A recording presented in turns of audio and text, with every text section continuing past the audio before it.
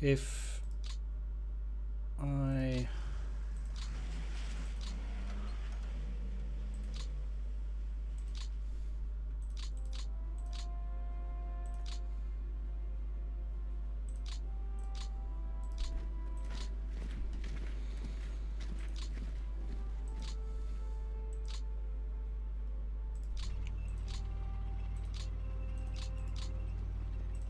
do that, this means I got this entire Volga area now, and I guess I'll just hold this with the Croatians anyway then. Kind of sucks to be moving them still anyhow, but yeah, nothing to be done now. Okay.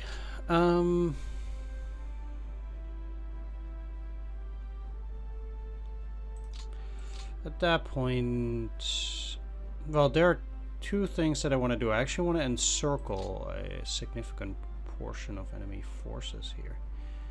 Let's start though.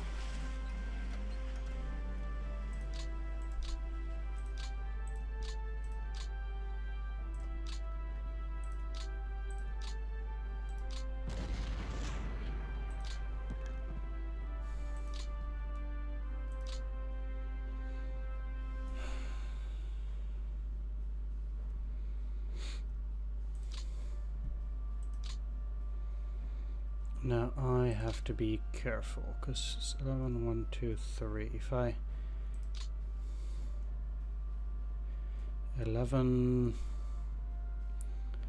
7, 4, 1, I would take this hex.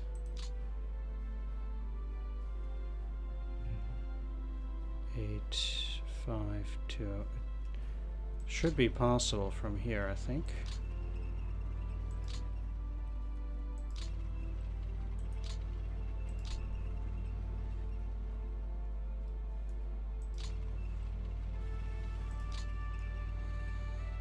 Will this hold? Well, obviously it won't, but it's it still makes sure that they have to take their supplies from these objectives, and it allows me to, well, I guess get on a highway to Saratov.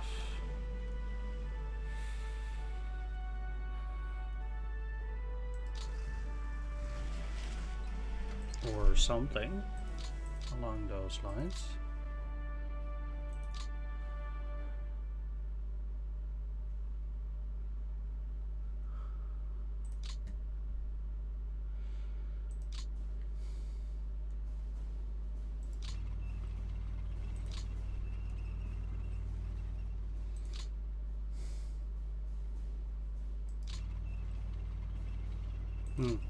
Seems like they have a bit more stuff there. No need to get all frisky and try to get around it.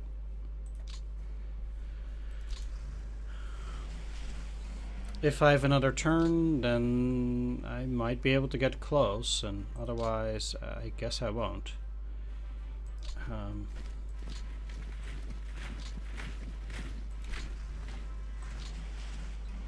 No sense in trying to get all worked up over it. But taking all of this territory here too is kind of nice.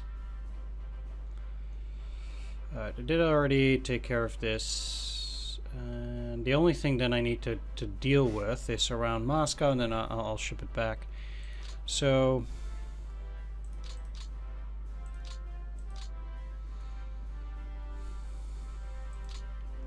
they cannot move in there.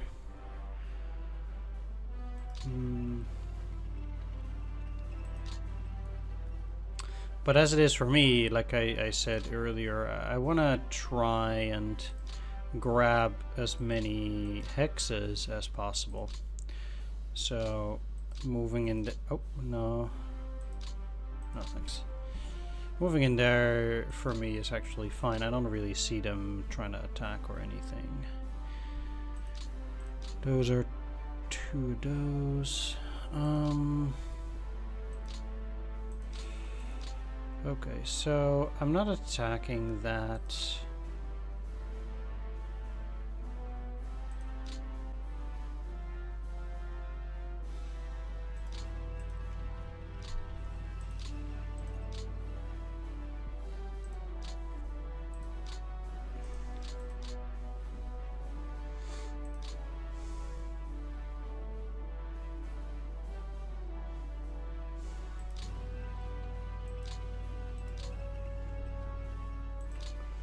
They will take that territory there.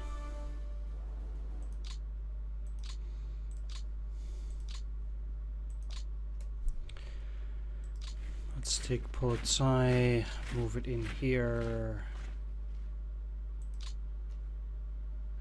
None of these can get into the station.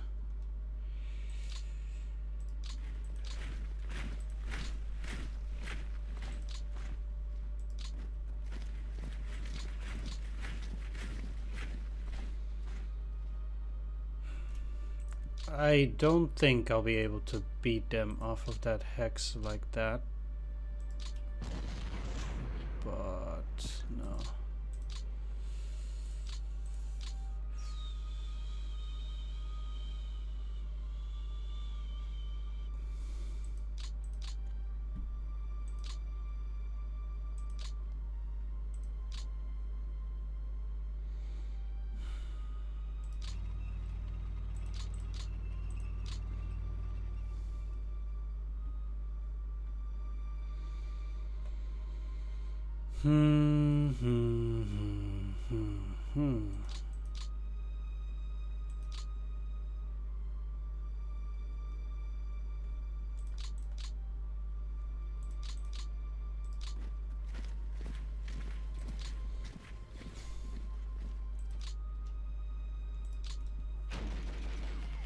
I will actually attack them.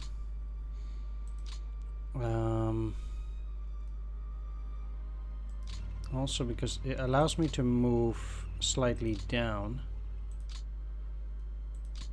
from there.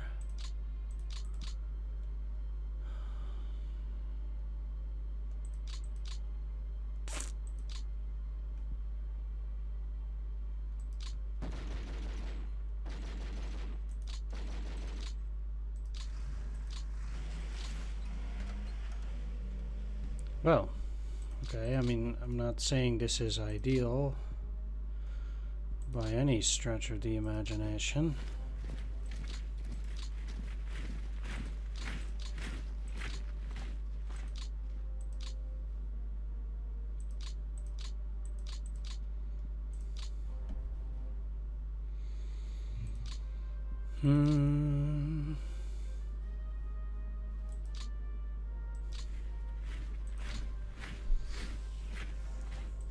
But it's not too bad.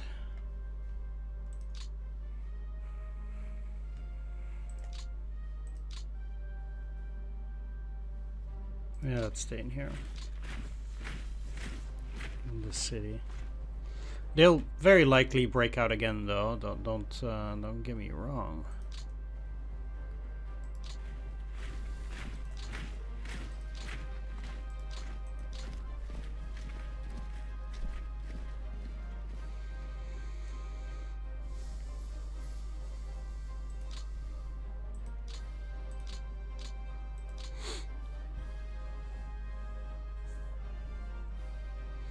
Right, getting a depot in Kolomna because I'm very close now.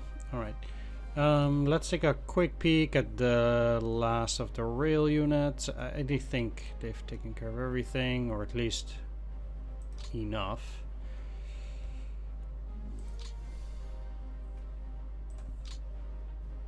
Okay, core. That's something. There's Warsaw. Let's see if there are any additional units down here. Most likely not, but if there are, I'd send them somewhere.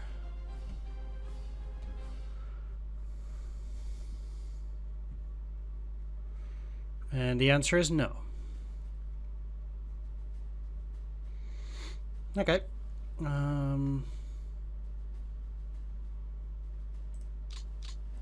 Western Europe 89, 99, 102. Excess reserves, any that are powerful enough to move.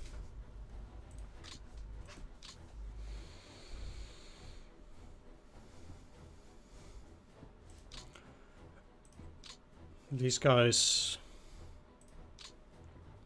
still missing some. I'll keep them there, it's fine. I will go and and ship it back. Now we'll see whether the game is over or not. Again, more Swiss cheese as we approach Saratov. Didn't quite make it. That's unfortunate, but well, it happens.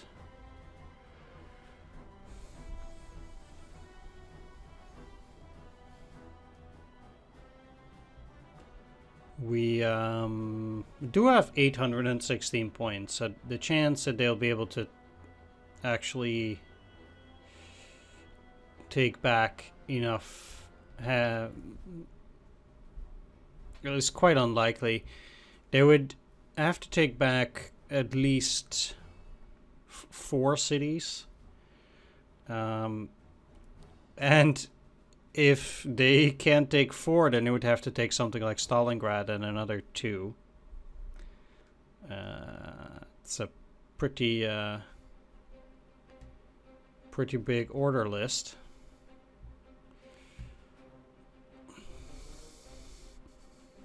So close. If only there'll be one more turn.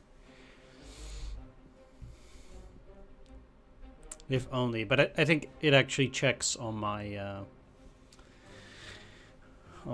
the start of my turn there. Turn 68 to start, not at the end. Of course, this is also again the start of the rainy season.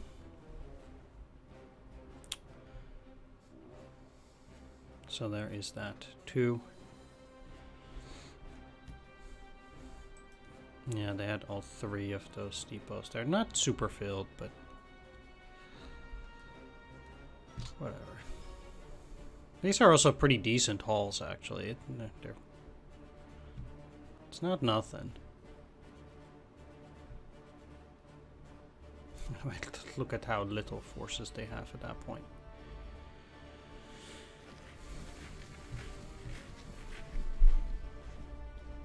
It's rather ridiculous. Where's this?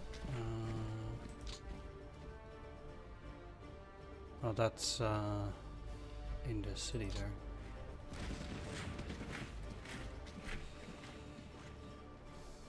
I guess they're trying to...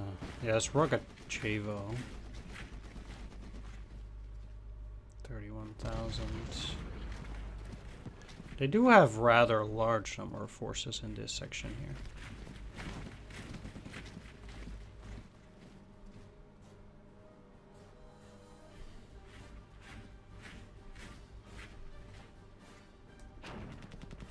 What? Oh.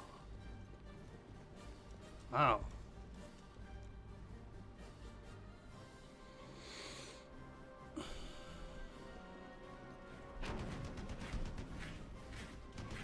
Did they actually have another hex there? Huh.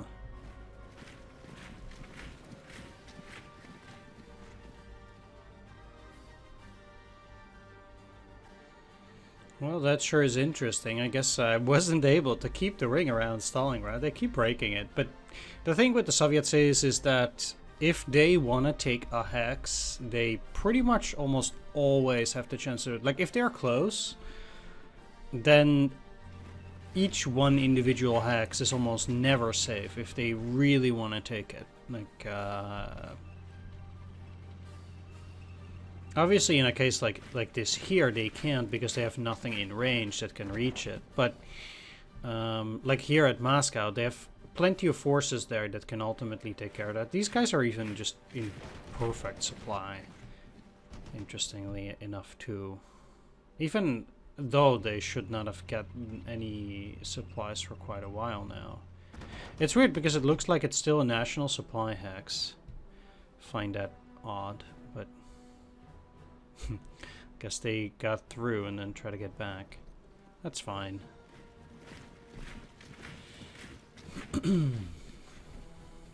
I'm still trying to get some semblance of a line here.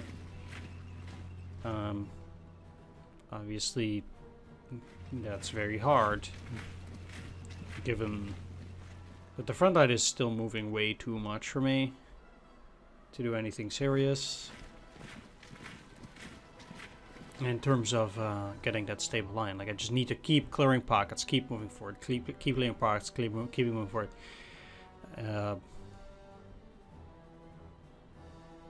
So that's some.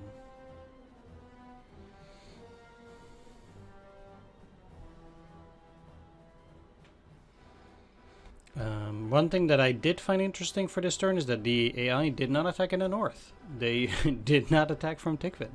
They did not. That's the first time that they actually didn't attack in that useless theater. If I was the Soviets, I would not attack there for days. So.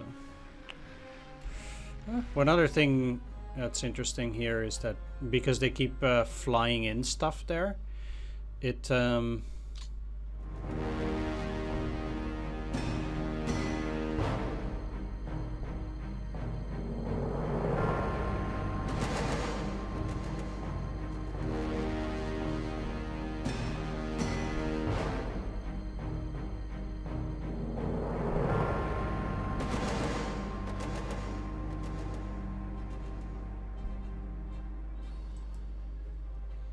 and it's even the same video. You would have thought that they might have gotten a new video. Anyway, for the new game, right? But I guess it was too much of a bother. I mean, it's not really that much of a new game. They just kind of kept updating the old game, and now they have this. That's fine. I mean, I get that they need cash and stuff to keep going. Makes sense. Anyway, Axis decisive victory. Let's first take a look at the victory points. So we had 819 victory points there. The Soviets would need to take at least 82 points in order to switch the initiative, which is also a lot. I mean, technically we had enough points for the July one. That's okay. Cities that I didn't take are... These are all Baku related, I believe. Makhachkala, Kazan, Kubyshev, Astrakhan, Gorky, Yaroslavl, Baku as well.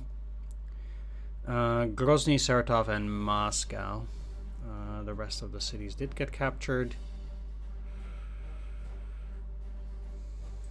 Then we get to take a look at the map. We probably also see everything on the Soviet side. To some extent, I guess we do.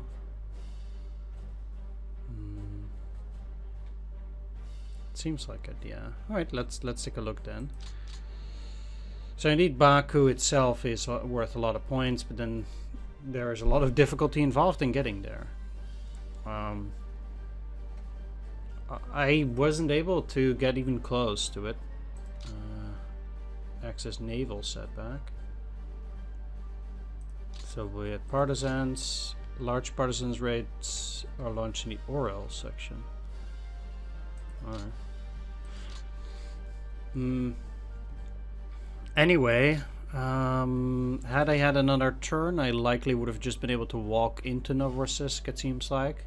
They are defending the mountain passes, so that certainly is interesting. I guess being able to cut this off might have been an option. They didn't have that many forces here, so I guess I would have been able to at least keep going there for a little bit. They seem to have reorganized a little bit here. So, to be honest, when it comes to like winter, I would have probably been like holding something along these lines ultimately here. So not even close getting to Grozny. But it would have been like... I would have been able to potentially build at least this rail line, so I would have had pretty reasonable supplies, whereas for the Soviets, well, they still have this, so it's not that bad ultimately, but guys like this, like their supplies have to go from these areas. That's pretty tough, I would say. Also holding everything here up until Stalingrad.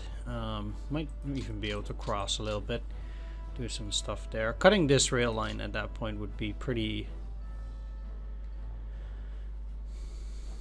important, since, well, let's see, these of course are ports, so I guess they would have been able to import stuff from Astrakhan, but I'm not too sure how it works with the supplies from Baku if I cut that rail line, whether they even get stuff there. At any rate, I find it interesting that they get this back. Like, how? Right. This did... Hold on. Seemed like this. Okay, well, good enough. So we nearly got to Saratov. It seems like it's empty now. So had I had one more turn, I would have been able to walk in there. That's okay. This also held. So in terms of pockets, I'm quite sure I still had at least like 400,000 Soviet troops in pockets and stuff. The Soviets basically threw everything they had into trying to keep Moscow from being encircled, and I guess they did a pretty decent job at doing that. Because I was not able to hold it. I think ultimately I would have, since they just have less and less opportunity to do so every single turn. Like in this case already, again, I would have had some trouble up here, obviously, but the situation keeps getting better and better as I now get these forces to cross the river here and station themselves up in Jakhroma Station. These guys can move up in here and stuff. So it gets better over time, although it does take a significant amount of time to actually do something there.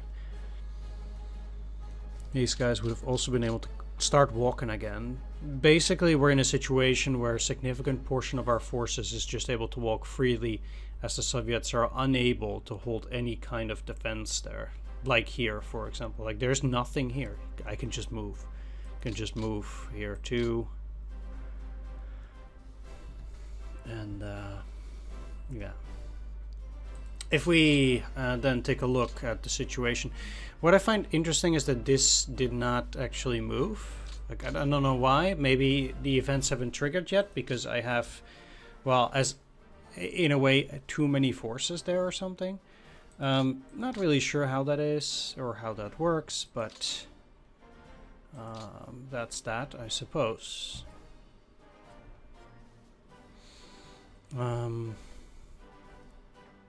Situation in Africa isn't that interesting in that regard. I mean, we did have 109% there, so that's looking all well and fine.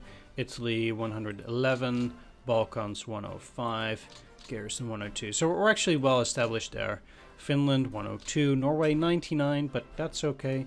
The only place where we're not having too many forces is on the Western Front, since yeah, I just need a bunch more stuff. Of course, we have the reserves, but there's nothing in there currently which I can send there. Of course, I did send Großdeutschland there, which is looking a lot better right now as well at 89%. They do have Leibstand, their motorized division. That's not doing anything currently. At Das Reich, they have their things like that. There are a lot of forces there anyway. Taking a look at the order of battle. German forces on the map, 3.05 million, 33,000 guns, 2,000 tanks. We have quite a few more, but Soviets still hold a lot more of them ultimately. Coupled with the reserve forces, it seems to be a bit more equal, roughly similar. Same applies for the number of guns. It's pretty similar, I would say on par. Soviets do have significantly more planes. If we count the Axis allies, things do become quite a bit different there. As with these reserve numbers, at the very least, we have a lot more guns, over 10,000 more. And in terms of tanks, I think we have a slight advantage at that point. The biggest thing is, of course, the on-map forces, which increases significantly. Like, comparing this, it's 7.5 million to 4.2. Like, we hold a significant advantage in that regard. So we can have a lot more frontage than the Soviets do, and I think that really did kill them in the end. In terms of losses, for us, 2.1 million men. Most of them disabled. For the Soviets, it's 9.38. They lost almost 150,000 guns and almost 38,000 AFVs there.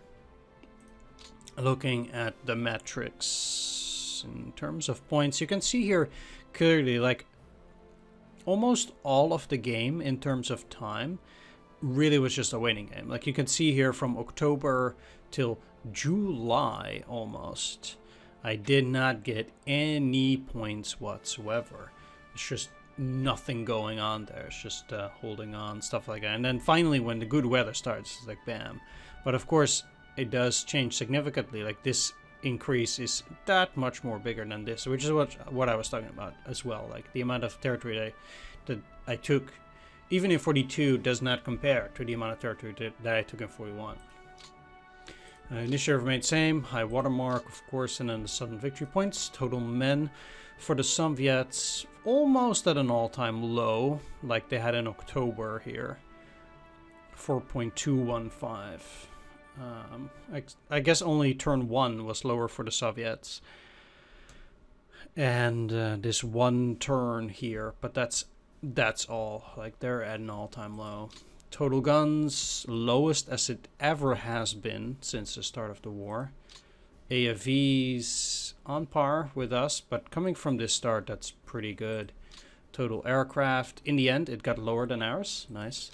Manpower losses for the Soviets in the last turn, also 277,280, so a lot there as well. Gun losses over 4,000. AFVs losses for the Soviets, almost every single turn was close to 700.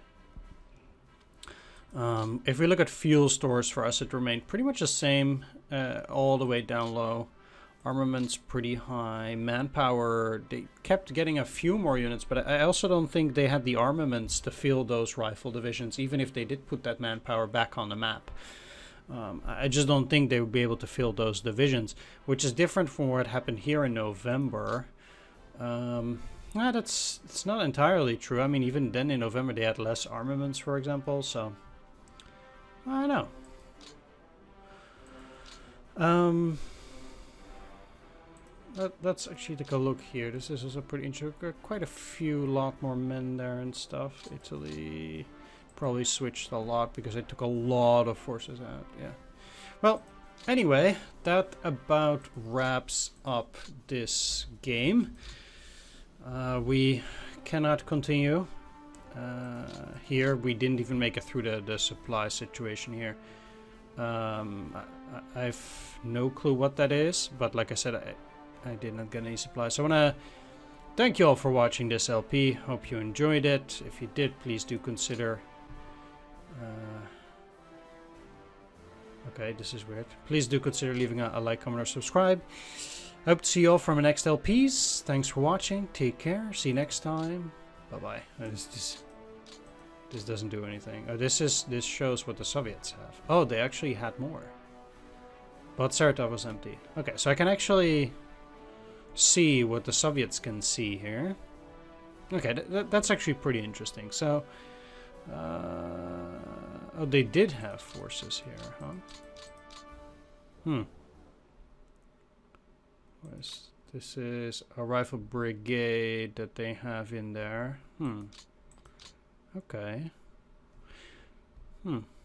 They also have a bunch of forces bottled up here. Rifle divisions. Okay. I guess they're just kind of like rebuilding all of this stuff. Mostly rifle squads, I suppose, then. And, okay. I guess these kind of units...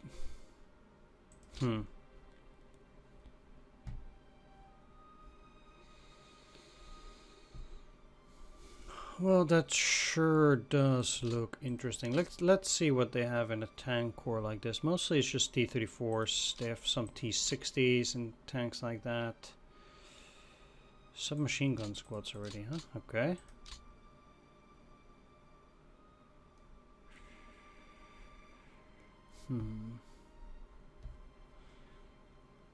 In terms of what they had, 45,000 men in the Moscow fortress, 30,000 in west. They did have a north Moscow fortress, so all three of those are out there. These guys have plenty of supplies there too.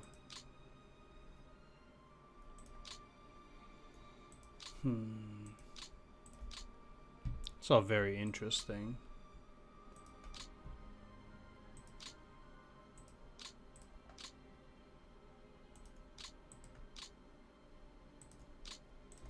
What did they have up here still? Just that. They still have plenty of gaps, but yeah.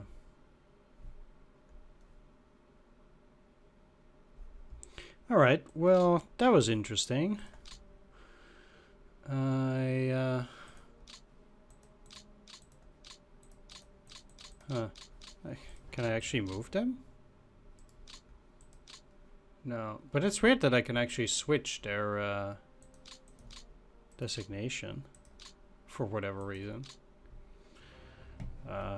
Okay, well,